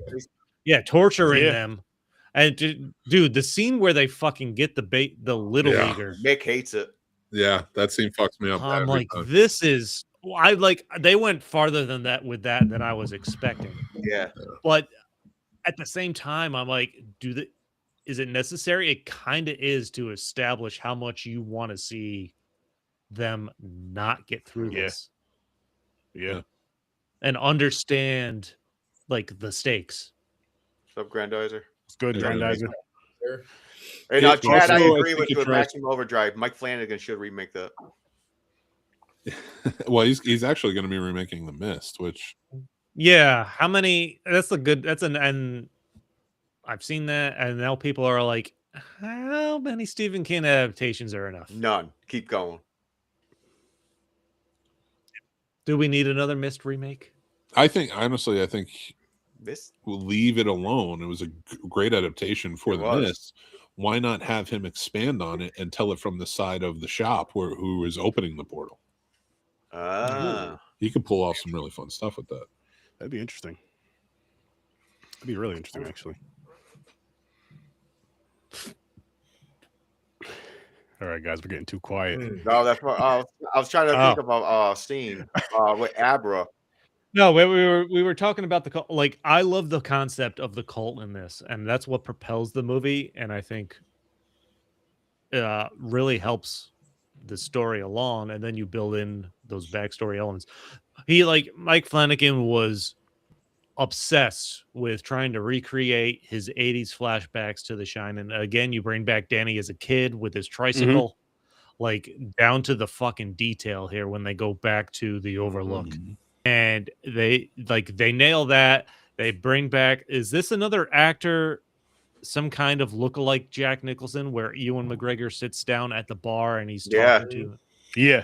This, I'm watching this and I'm just kind of in awe. Yeah, and honestly, I think they did a really good job casting the child Danny and the young, his mother. Yeah, Wendy. they were similar. Like they got very similar. Good, very similar features with both Cat, and I'm like, they did a really good job. Like, yes, you could tell that it was different people, but it wasn't one of those things where it was so far off, or just like it took you away from the scene or took you out of the scene. And I think it needed to be different people. Honestly, I think for us to detach. Yeah, and for him to marry the two, it's like we're gonna make them similar but have different faces in them. You're trying to pull in two different generations here: people that grew up on the '80s movie and a new generation Mm. And with the irony that little Elliot from E.T. is playing Jack in this is perfect. Dude, I will say one of my favorite scenes in this, I was gonna feel about Abra when they first introduced her. Like, first off, I didn't like the name until I understood more that she was into magic and, you know, they developed the character a little more. But one of my favorite scenes in this is after the cult recognizes her and they start to come for her, she goes and finds Ewan McGregor, and he's like, they're gonna come back. And so she basically sets up her own trap for when Oh yeah. what's the Smart. character? What's the Rose the character? Hat. Rose the Hat. Yeah, Rose the Hat Rose the comes Hat. for her, and she fucking closes her hand in the file cabinet. He's like, Yeah. he said you'd be back. I'm glad you are. And just like fuck, man. Well, she's trying to get her hand out of that cabinet, and then you just like boots her from her mind, making her fly through space. Like, Yeah. I don't know, fly back. man. That What's was crazy too was like a Freddy Krueger thing too, because her hand was hurt when she came back. yeah. And Rose and Abra was insane. Like, she's wearing her wig. She has the white eyes. Yeah. Mhm. Cool. Yeah, Hit she her did. face well. Like Oh. she is, from Like, what really I understand, establishing the level of her power. Mhm. from what I understand, she's probably the most powerful Of the Shine. Yeah. of the Shine. John Coffey might be as well. I mean, dude could like Yeah. take away like diseases and such. True. So- Well, you said basically he was like an angel or something, right? Someone said that. No, he has the Shining. Well, I know that, but I think someone said something about he was more like an angel in a way, like a godly figure. I don't know. I do want to mention this one part that kind of had me laughing watching it with my wife because how Rose referred to how she referred to Abra as a bitch. Yeah. And then my wife was like, did she just call this kid Child a bitch? bitch. And Child yeah, bitch. and then right after she was like that child bitch. I started dying. I was like, holy shit, really? Tell us how you really feel. Great acting in this too, by the way. Yes. Yeah, the acting was great.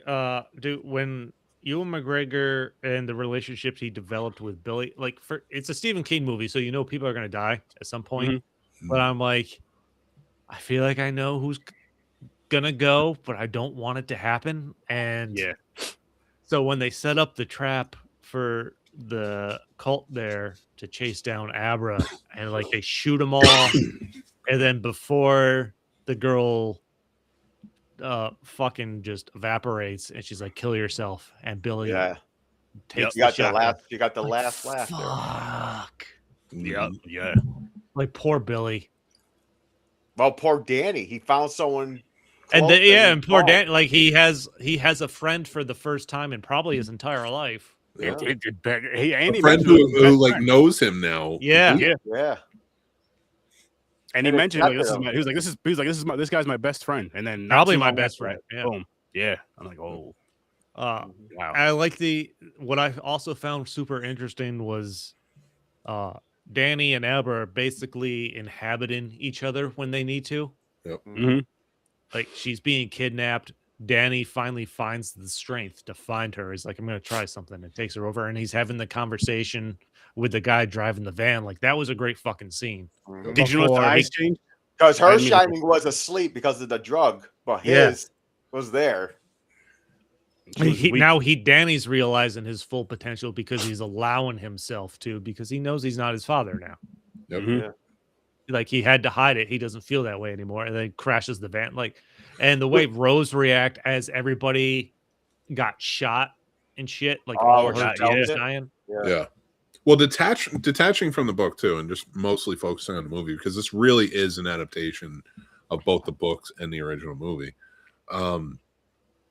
The one thing I really enjoyed about like what you're saying with like Danny's power and kind of how it was coming back in is it not just that he realized he can use it because like he's not his father anymore, but also the fact that he feels like he probably hasn't been using it because when he used it as a kid, all of those ghosts came after him to Yeah. where he had to learn to lock them up. And I think that mirrors well with what they did in It Welcome to Derry, which at least gives me the idea that Andrew Muschietti and Mike Flanagan talk, Mm. you know, when they plan these things out, because like you get the Dick Halloran's box Yep. situation in there too. And you know, you get a little more in depth about it. But the idea that maybe Dick Halloran showed up at the Overlook to help protect him from Pennywise finding him or whatever, just that fear. But Danny now being able to use it because like he realizes like he won't be taken by these ghosts. He's stronger than all of it. And using it as, like you said at the end, it's like a way of good. Like CUC is his mom and gives her some peace. And you know what other scene really had a fucking impact for me was their confrontation with Rose at the Overlook, where Danny's standing there with the axe and Rose is walking up the stairs behind him. It's fucking mirroring the scene from The Shining with Jack Nicholson and the mom. I'm like, I'm watching this. I'm like, this was done so fucking well.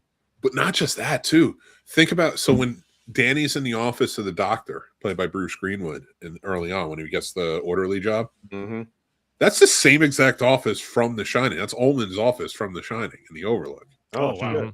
Nice. Like everything looks the same, it's just more modernized. Like, and even the windows placed, the way they're sitting, he's sitting where his father was. So it mirrors really well with the movie. Oh, fun fact about the cat. The name of the cat that would always pick out who was gonna die was Azzy.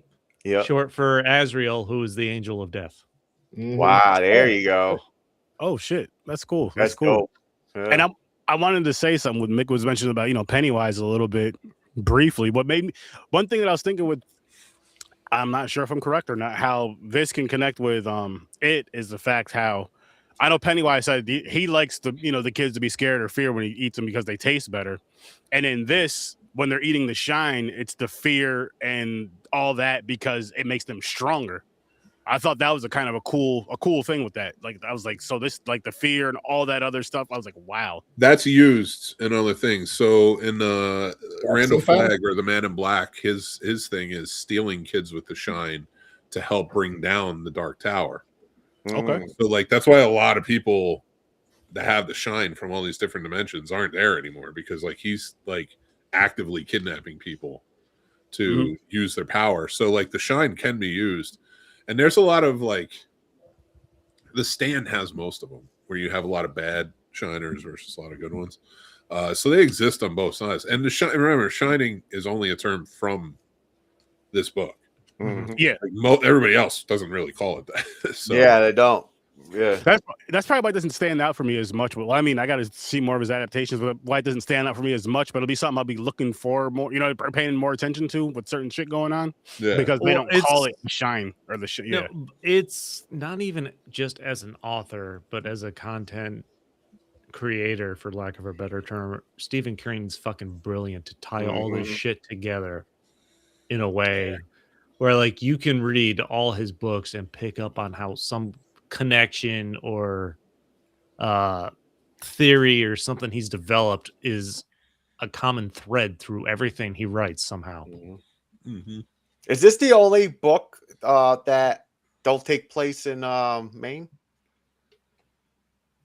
No, I have no idea. Desperation doesn't. Oh, okay. The Langoliers, I don't think does. I have to double check.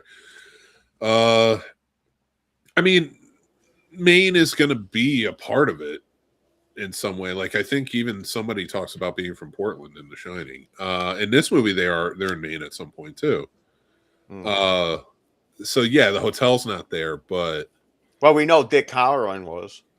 Yeah, I mean, yeah, but even then, like I'm going with the Stephen King side. Like there's always some mention of Maine or something, but no, not all of them take place there. Okay. I thought they did. I thought that was like the main connection, like all this shit that's taking place in Maine. The glare, yeah, I don't think it's mentioned in many other books. I don't know what other books has mentioned the glare, but there's a lot of connections. Like if you watch movies, and we will throughout this, keep that in mind. Who has The Shining versus who may be, on the Crimson King side and stuff. And we'll get into all that as we go on. But, who's playing Randall Flagg? The Man in Black is Randall Flagg. So like Stand versus the Dark Tower versus he pops up in different places. So, or the monsters in the mist that are also the monsters discussed in the Dark Tower. Yep. Oh man, I can't wait to go through more of the these Prim movies. or whatever it is. Yep. It's crazy. But to answer your question on that, Grandizer, the book came out in 77. The movie came out in 1980. Oh, okay. Oh man, This is such a good movie. I bumped me up to 9.5. 9.5. It bumped me up to a 10. I'm gonna go 10. I'm gonna go 10. Like I saw the 3-hour runtime, and I'm like, I enjoy all of it. I at first, because this is the first time watch for me, but I started it, and as it went on, I only got more enthralled with the universe and what's going on, and couldn't wait for some of these characters to fucking interact with each other. Yeah. And Abra, like, just her acting was awesome in this movie. Her acting with this, she was a badass, man. Yeah, she is. She was, and I wish there was like another movie or something comes out with her in it, like older. Don't be surprised if she shows up. Oh, she will. Oh, okay. She will. And what was I gonna say? This movie and The Shining, I feel. Well, I mean, you could say it about any movie, but they both had good scripts, good writing, good everything. Had the acting been off, that would have killed these fucking movies. Had to act, because you had everything else being so well done, like that one part right there. But and I mean, as far as not just the acting, yes, but also like the emotion shown in both films with the facial, the facial expressions and all that. That really put these movies over the top for me, like right over the top for me. I'm just like, holy shit, that really put it like boom, put the nail in the coffin, whatever you want to say with all that other shit. They did a fucking phenomenal job with this sequel right here. And again, for coming out so far away from the original, from the first movie to this, that's saying a fucking lot. That's saying a fucking lot. Give credit, the mom from Abra's mom in this. I wrote down her name. Jocelyn Donahue was the star of House of the Devil. Oh, another cool horror movie. Really good movie. If you haven't seen that. Connection from it's a horror movie that takes place in the 80s, which to argue like why I won't give this a 10, and Chris, I think you helped me get here. When I watch the Overlook scenes, they feel not genuine. I don't feel like I'm really there. Oh, it feels like a set, but again, like when I watch the original, I'm like, they're there. They're like, this is a real tangible place. Like, like they really, the atmosphere, I think in that movie is better than in this movie. Okay. But both excellent movies, though. Yeah. Oh, hell yeah. Remember, the atmosphere changes. Like that's all horror. Like there's a lot, like it's meant to build tension. This isn't always. This is supposed to take you on highs and lows. Like it gets dark, don't get me wrong, and there's tension. But you feel good when he's working with the other patients. You feel good. Like there's a redemption arc here that other movie was not going to have. Yeah. No, you're right about that. And I like how oh shit, where was I with this? Oh, and Danny opening his boxes. That's all I'm going to say. Oh yeah, the fucking end when opens, awesome. To take care of Rose the Hat. Oh my god, when he's just like, oh, and they're hungry. They're hungry. He just opened, and I like how they showed it. That each one is like a domino effect. They're all unlocked. I'm not like, and once I couldn't think of a better ending than him basically saying he always knew he was gonna end there at the hotel, burning it down. Movie wise, like I know it's different than the books, clearly, but like movie wise, I'm like it's a great fucking ending. And I like how Danny ended up becoming Abra's hollering. Well, okay, so yeah. To add to that, it is when it comes to The Shining, and I'm just going to keep calling it The Shining. I'm not going with The Glare or anything else. I'm a Shining guy, so I'm going to go with that. The Shining. It is like when you have two people with The Shining or The Shine, they form a quartet. And that is big in the Stephen King universe, forming quartets. The Losers Club was a quartet. That's why they all had small amounts of shine in them. But together, they could defeat Pennywise. Because they like that quartet is what makes those powers stronger. Is when you have. That's why it doesn't feed on. That's why Jack being isolated and maybe having the shine wasn't working for him. There was no cadet. He's connected with no one. Now he probably could have connected with his son, and it could have been better or worse, depending on how you look at it. But but you see when you have a powerful one like Dick Halloran and Danny, and then Danny and Abra. Yeah. So and like even like the True Knot, they had their cadet, and that's why they were stronger for it. So it is imperative, like that you talk about when people have the shining in these different things as we go on with Stephen King, when they're together and they form that sort of group or coalition or however you want to look at it, it is actively stronger. Interesting. So that's why the Man in Black is trying to get people with the shine, but it never really fully works because they're not connected. They're connected, but it's not like a cadet is on a deeper emotional level. Yeah. You know? I knew this kid looked familiar. So the kid that played the baseball Yeah. kid, Yep. he was in Good Boys. He's the one from Good Boys. Number Good 19. Number 19. Yeah, he was the one from Good. I just had to Google it real quick and see. Oh, he was the guy, one of the kids from Good Boys. Yeah. Yes. He was in Sovereign this past year. He's like 16 now. He's a very good actor. He was the main good boy. Okay. He's got a great future. Yeah. Yeah. Hell yeah. I just had to throw that out there because I'm like, where? Jason, you need to read The Dark Tower. It's literally the only Stephen King books I've read. So it's your favorite. There's no real need to watch the movie, though. That was an embarrassment. Well, we're gonna have to. Yeah, we are. I do want to watch it as we do this. Like, if it wasn't Dark Tower related and a completely separate movie with just Idris Elba and Matthew McConaughey, it would be a different form of entertainment. I liked it. That's the thing. I realize now that how stupid it is because I didn't know much about the Dark Tower going in. Yeah. I had read individual Stephen King books over the years, but I didn't get into the whole universe.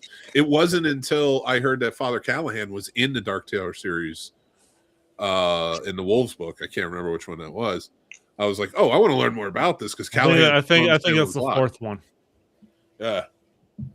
He's from Salem's Lot, and like I like his character in it. So I was like, all right, there's more to learn about this. So once I deep dove and I learned more about the Dark Tower, but I watched the movie before I did that. So like, and then you read the books, and then you read the books and realized that more and more this movie sucks. Oh yeah, no, it's dog shit. And in fairness, I did not read the books. I read the graphic novel. Yeah, okay. Well, either way, yeah, it doesn't take much to realize it was a poor adaptation. Oh yeah, for sure, 100%. But I am anxious to watch a lot of these even bad ones during this rewatch to see what connects where though. I don't want to go off. I'm trying to save my tangent. I have a tangent I'm trying not to go off on right now just because that got brought up. So I'm really holding back. Save it for there. Grandizer, I know I have said listen to the books. I'm all for read, listen to the books or whatever. But the listening, I will give Sturdy the credit on that one because it took me a while to come around to audiobooks. I was like, I got to read them. But my eyes have been going over the years, so like reading has really put a strain on. So listening to them has been really nice. I kind of want to go back and listen to them now. I've read them. I have them all physical copies that I read. But now all right, guys, we're going to do a Stephen King book club. We're all going to go back. Now I'd go back and listen to them just because I don't want to take the time to read them again. No, the book club's not content because that would take forever.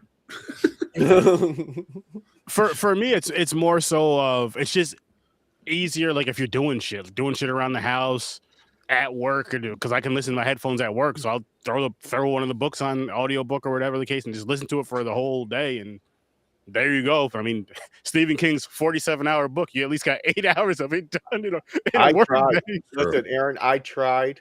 Like the longest I went so far listening to an audiobook was 4 hours. That's not bad. That's the only time. The other times were like an hour or something. Then I give up during my work day. I'm saying I'm in the office. That's good, dude. I listen to a chapter, which maybe takes like 30 minutes, and then I'm like, all right, I'll come back to it. Oh, like I treat it like a book, like okay, you know, like just kind of like listen to it for a little while, and like it's nice. I get into a nice cozy space, or I do the dishes or something, have the book on, and I'm like, all right, I'm gonna go do something else, and then come back to it later. Like, Yeah, oh, it's man, just my I'm main really thing is like music. I'd rather have like the music pulls me. I'm like, oh, I should listen because I'm in the middle of it right now, and but the book it confuses the shit out of me. There's chapters jumps around. inside of chapters. Yeah. Yeah, it does I'm jump like, around. what the fuck is going on? I was like, part 4. What? It's his hardest book to read. Oh, is it? Yeah, it's definitely his hardest book. The Stand wasn't hard, but the Stand it jumps around too because you have so many characters. I don't know. His easy. I mean, and I'm not counting his novellas. His Bachman books are the easiest to read. Okay. If you want a real mind fuck, Gerald's Game. That's the whole thing. I seen that movie. The movie's good too. They did a good job. Yeah. The Dark Tower's a 8-book cohesive story, but there's so much craziness in it. You're like, how the fuck is this part of the story?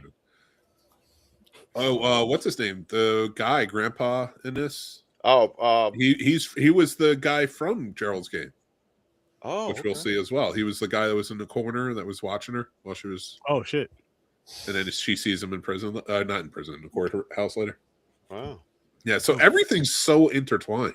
I don't know. It's just a weird, crazy ass universe that Stephen King has built to some extent. It's a good movie, Grandizer. Grandizer, to give you sort of an idea, it's about a woman and her husband in a cabin out in the middle of the nowhere. During sex, he handcuffs her to the bedpost and then dies. Yeah, awesome. That's where I'm leaving it. Go for it. Yeah, yeah. I'm intrigued. Yeah, that sounds like porn. That sounds like porn material. No, it's definitely a Stephen King material. Yeah, sounds like there's he's probably on drugs and watching porn. Like there's some necrophilia in there. I will say, for anyone who's like sort of interested in like current events, I would say read the Bachman books. Necrophilia, which we talked about. The Long Walk, that's coming up on this show too. We talked about on the Sturdy show. That's one of his books. Road Work is pretty wild. That should have been a TV movie. I don't know if that ever was one. I can't remember the other ones. But they're all sort of, the little guy is dealing with like some sort of power dynamic that's affecting him in a big way. It's not really supernatural based, but it's wild. I say check him out. But. Yeah, definitely. And I mean, again, for those of you that are watching or that watch Popcorn and Pints, join the journey of us with the Stephen King journey. It's been a fun ride. It's been a really fun ride so far. I always wanted to see all his movies, but I never got around to it. But now, so what's on the agenda next week then? The Shining, the miniseries. The miniseries. It's just 4.5 hours long. Just the miniseries we're watching for next. Yeah, just that. Okay. Yep. Boom. This right here. Yep. And what's cool about this is this was actually shot in the hotel in Colorado, the Stanley in Colorado. Mm-hmm. It wasn't shot in England like the other one. Okay. No, this one. No. It was shot in Colorado, but you do realize the actual hotel he stayed at wasn't that one.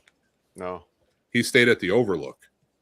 Oh yeah. But they call it the Overlook in the movie, I believe. Yep. They did, yeah. But it was shot at the Stanley Hotel in Colorado. Because there's a movie a friend of mine worked on, the Reese Witherspoon movie. I think it was Wild. And they shot at the actual Overlook in Oregon. And they stayed there while they were shooting. Oh, okay.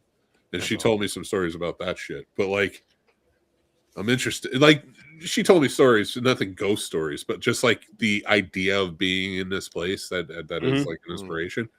But the actual place, like they have the room set aside, like you said your nephew's staying in it.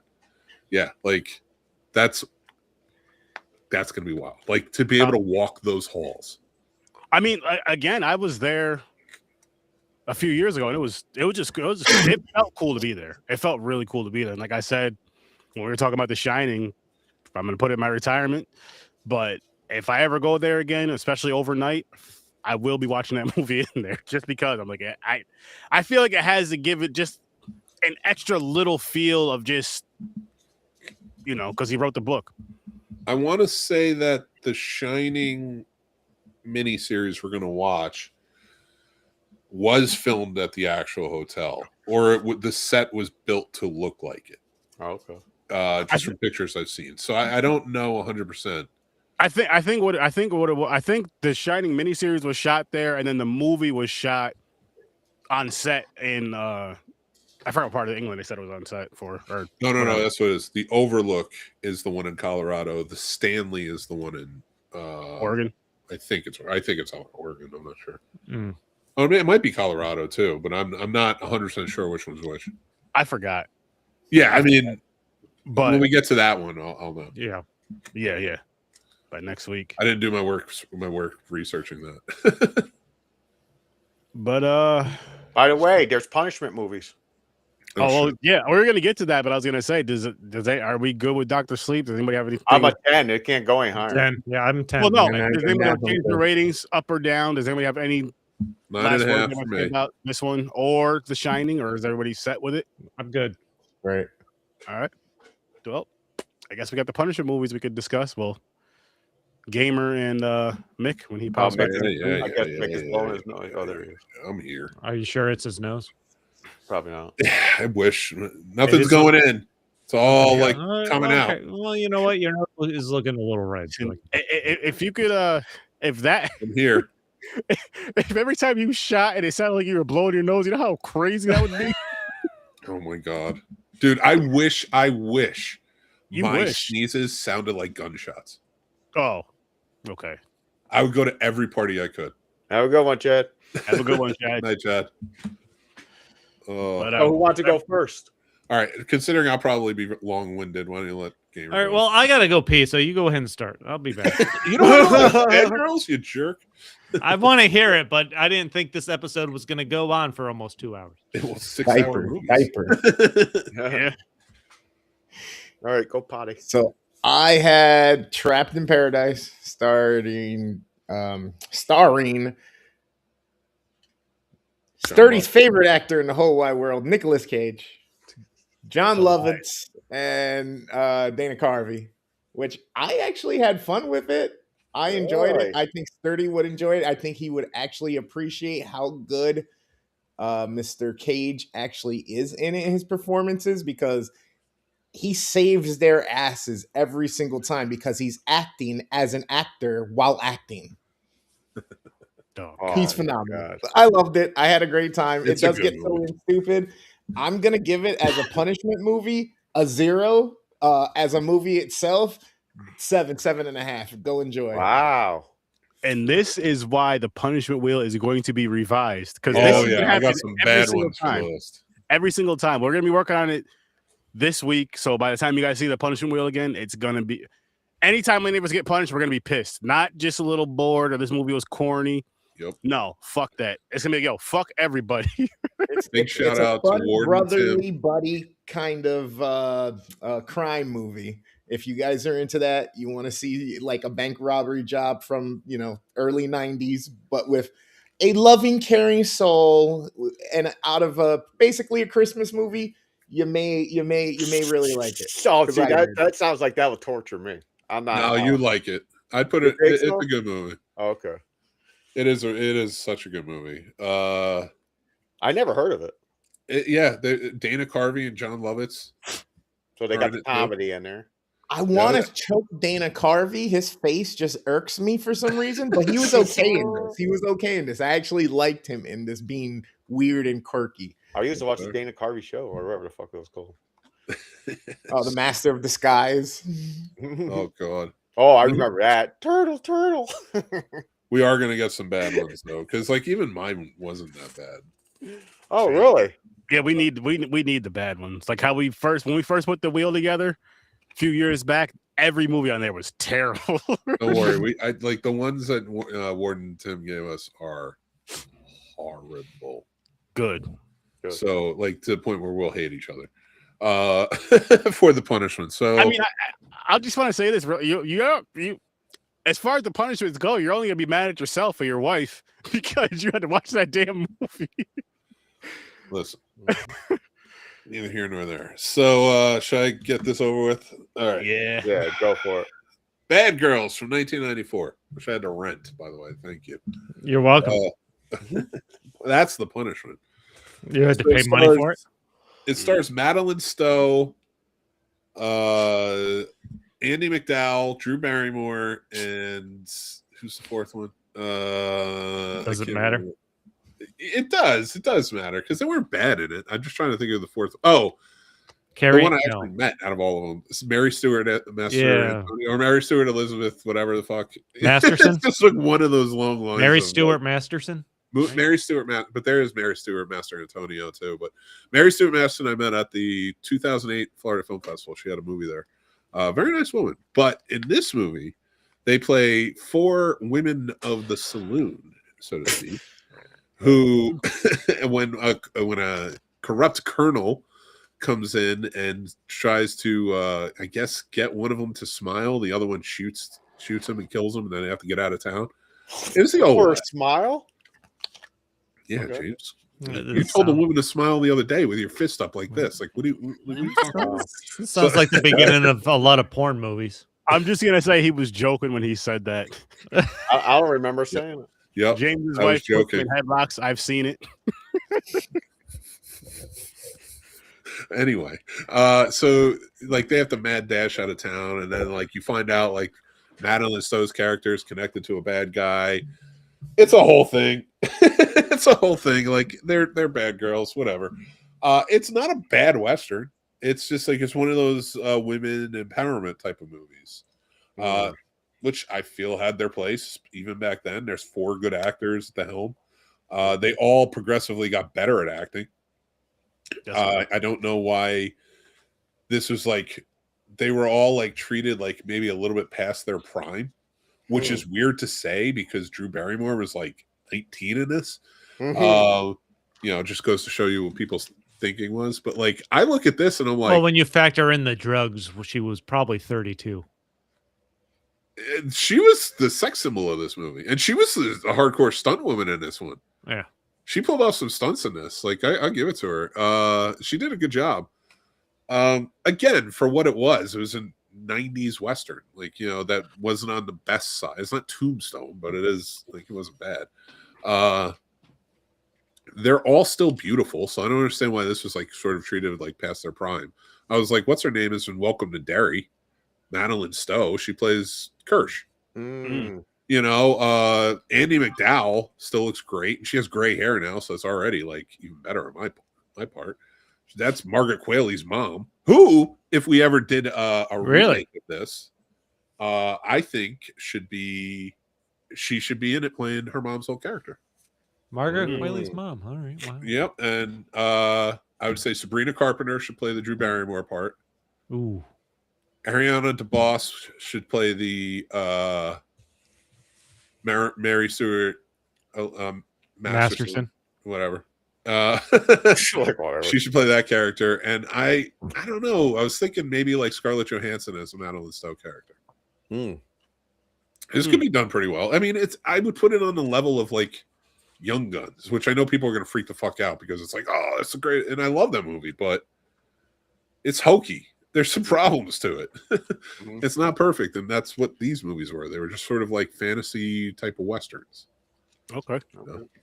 I didn't mind it though. I don't, as a punishment movie, I don't know what that is, so I'll give it a 3 because I had to pay for it. Okay. But it wasn't like one that like I would say is like bothered me. The movie was fine. What would you give the movie rating then? 5.5 maybe. Okay. Yeah. Okay. That's about it. Which I I don't think it do like that little fact that gamer threw it. He's like, as a punishment, it was a Yeah, zero. it's a Listen, good way to put it. Yeah. For any guys out there that are wondering, yes, there are titties in it. Oh. Drew Barrymore's. I think so. I don't remember. I was like into the movie, so it wasn't really like they just popped up. So it was everybody's happy about That that. was a fun bonus. That's good. That's good. Oh man. But shit. Well, that was their punishment, and I mean, I guess we can kind of wrap this one up. So listen, people, make sure you guys go check out Fade Theory, go check out Stories from a Bar, check out Worst Damn Gamer. Next Friday, if we can plug it real quick before we Oh go. well, yeah. Check out the Scene Snobs and go ahead.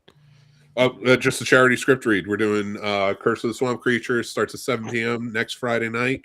We're collecting for Chris Harris, who's having a really tough time with MS right now. He's in the hospital, and now he's stuck. He's not able to work. So he has a GoFundMe going. Please join in. It's going to be absurdity read. We're going to have a fun time with it, and hopefully you guys can be there. Yes. Please be there. It's going to be a great time. I don't have the title card for it. I'll pop it up real quick. But please be there if you can. share. And if you can afford to donate, please help donate. Chris is an awesome person. And let's help him out. And make sure you guys are here next week for The Shining miniseries. At 8 o'clock. And then this Thursday at 8 o'clock, we're doing Frankenstein from 2025. Guillermo del Toro's movie. I've been wanting to see this. Me too. Yep. I'm so excited to see this. And yeah, I'm glad you guys all came. Hi, Jamie. But we're gonna wrap this one up though. I always come. Thanks for popping by, and peace.